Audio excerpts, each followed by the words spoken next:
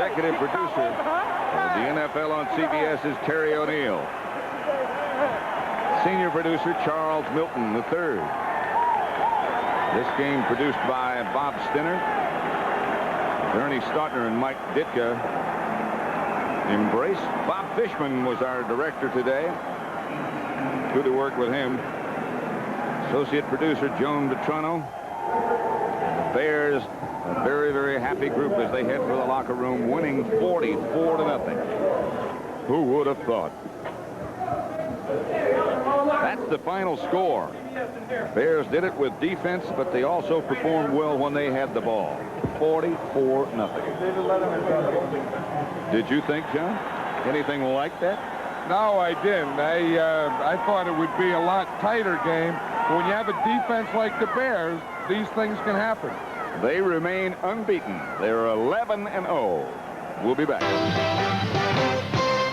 Well, welcome to New York. I'm Brent Musburger along with Gale Sayers and Jimmy the Greek. And the Atlanta Falcons have just done the San Francisco 49ers a great favor. The Falcons stunned the Los Angeles Rams this afternoon, 30-14. If the Niners win, they'll jump back to within 2 games of the Rams in the NFC West. And the shocker, not by the fact that the Bears won, but look at that final score. 44-0. That is the worst defeat ever administered the Dallas Cowboys. And yes, the legend of William Perry continued down there in Texas Stadium. Now, this is designed to get Walter Payton into the end zone. Perry, your responsibility, should you accept it, level that cornerback. And he does indeed. But then the Cowboys say, come on, Mr. Payton, let's get it on. They stand him up at the 1-yard line. Perry says, I got to help my little friend. Come on, come on. Let me get you to the end zone. That's the greatest play I've seen all year. And now the refrigerator is standing by live with Irv Cross along with Walter Payton. And he should have carried him on through the end zone. Take it away, Irv. Hey, wait, Payton's pinching my leg here. Watch yourself here, big fella. You know, I was asking William Perry about that play. You know, in the NBA, that's an assist. That's okay. You can't use your hands on offense in the National Football League. Well, I didn't want everybody piling on Walter and Walter trying to get in. I was trying to get him off Walter so Walter can get in the end zone. Did Mike Ditka say anything to you about it later? No, the other coaches told me, say, you can't do that. And so you know now you can't do it, right? Well, a man who was really the shining star for the Bears, who has been for his entire career in the National Football League, 9 years, over 1,000 yards, Walter, a new NFL record, and you're still going strong. Well, I got good blockers like Williams who protect me. And like I always say, it's the way you think. If you think young and you think a winner, that's where you're going to be. It looked easy today. Was it really? We were running against a 9-man front because they had the strong safety up. And every time that we would start, they had all the gaps in, and there's nowhere to go outside. So we just had to start attacking them and using the pass. And, you know, Steve Foole's a good rollout passer, so we utilized his talent. You know, a lot of people on the sideline were asking me, my gosh, are these Bears that good? You know, how good is this Bear football team? If McMahon plays, what happens, right? Well, you know, we have yet to reach our potential because today the offense was a little sluggish. The defense kind of pulled us through. But if we get Jim back and the way things are going, we could score 60 points on somebody. Score 60 points on somebody. I don't know who that's going to be, but it could happen soon, huh, Walter? William, I want to get you back in here again, though. You know, what are your thoughts about playing offense? Now, you've got an awful lot of attention and exposure as a running back with 307 pounds. I mean, you know, what are your thoughts about that? Oh, it's fun. I like it. Coach Dick asked me to do it, so I went ahead and do it, blocking for Walter. I couldn't be blocking for a better man, and you know, I love it. You gotta do what you can, right, big guy? Yeah. Hey, look, congratulations, William. Okay. And Walter's gone.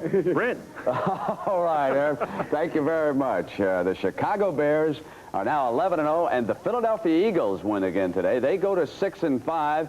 And here is a sleeper team. And, of course, watch Mike Quick on the halfback option pass. Hunter pulls up, and it's a quick 6 for the Eagles down there. 2 more touchdowns today. He had the 99-yarder last week in overtime. And the NFC standings right now look like this. The Giants move a half game ahead. Remember, the Giants play tomorrow night against the Washington Redskins. And there are the Philadelphia Eagles at 6-5. And now Mike Quick is standing by. We got Jack Buck and Hank Stram. So let's go out to St. Louis, and here's Jack. Hey, Jack. Only 39,000 saw the Eagles beat the Cardinals 24-14. Mike Quick caught only 3 passes today, Hank, but 2 of them counted. Well, the big thing about Mike Quick was the fact that he didn't really decide whether he could play or not until right before the game in a pregame warm-up. And he certainly did a great job under those conditions. Mike? How do you feel after this game? Do you think the injury that you had was aggravated a little bit today? I'm feeling pretty good right now, Hank. I'm sure there's going to be a little problem from it, but overall, I'm feeling good. You know, we got the win, and when your adrenaline is flowing and you get a win, you always feel better. You know, you made a great catch from the 5-yard line. The ball was thrown to your inside instead of being thrown to your outside because there was so much pressure on Jaworski. Can you tell us about the play? Well, Mac, he watched me the entire play. As you can see, he's just keying on me, and he doesn't even look back for the ball when I do. I can see the ball and he can't, so I'm just going to go up and try to make the play. Mike, you fellas beat Dallas once this year. Can you do it again next Sunday?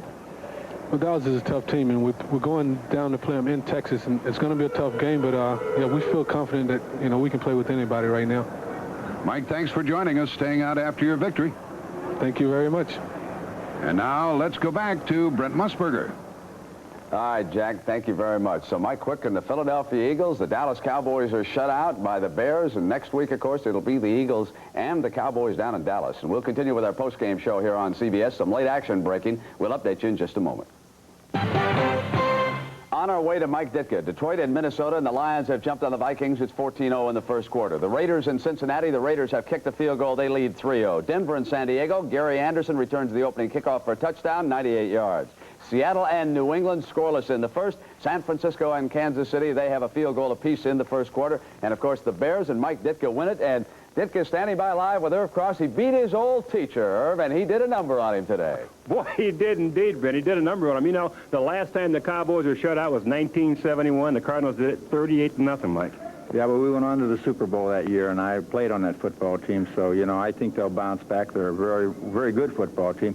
You know, you don't explain things like they happened today. Our defense was, they were inspired, and they played hard. And when they scored the first 14 points or whatever it was, I just think it took a lot of air out of the Cowboys. I mean, they just didn't feel they could handle our defense. You know, late in the ball game in the fourth quarter, a little over 2 minutes left, you had 37-0, you know, and you pop in for another touchdown. Trying to run it up? It's embarrassing. You know, when the ball, all we did was run straight zone plays, you know. The one thing I don't believe is I don't believe in taking the ball and sitting on it. And I just ran straight ahead. I ran straight ahead on a drive before that, too. And sometimes they work, sometimes they don't. But, you know, I learned that I don't dwell on anything. And this was a good game for our organization today. But I think we go back to the board and see what we can do for next week, because these Cowboys are going to be back, and we may run into them down the line.